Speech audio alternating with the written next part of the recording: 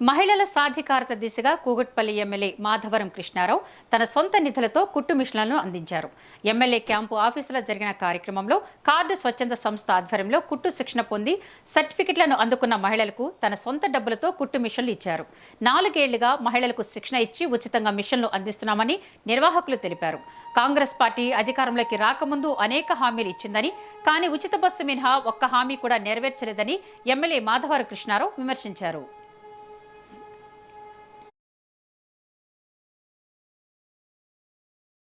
కుటుంబ శిక్షణ కానీ, కంప్యూటర్ శిక్షణ కానీ, అదేవిధంగా ఇస్త్రీ పెట్టలే కానీ, నూకుడు బండ్లే కానీ పెద్ద ఎత్తుగా వాళ్ళ సాయము కూటుపల్లి కాన్సర్ ప్రజలకు అందించారు.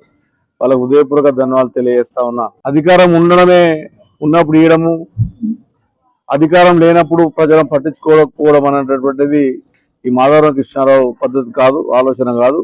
ఎప్పుడు కూడా ముందర నుంచి కూడా, ఇప్పుడు కొత్త కాదు, నేను రాజకీయం 86 నుంచి కూడా ప్రజలకు ఏమైనా కష్టాలు వచ్చినా బాధలు వచ్చినా చేసే ప్రయత్నం, నా సాధన చేసే సాయం చేసే ఆలోచన ఉంటుంది.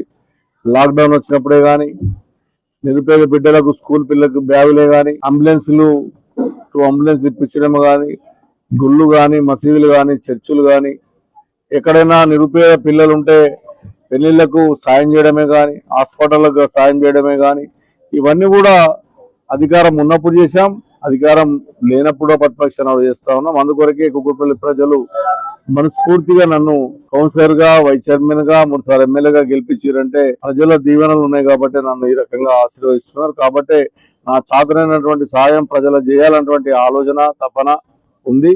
కుటుంబ శిక్షణ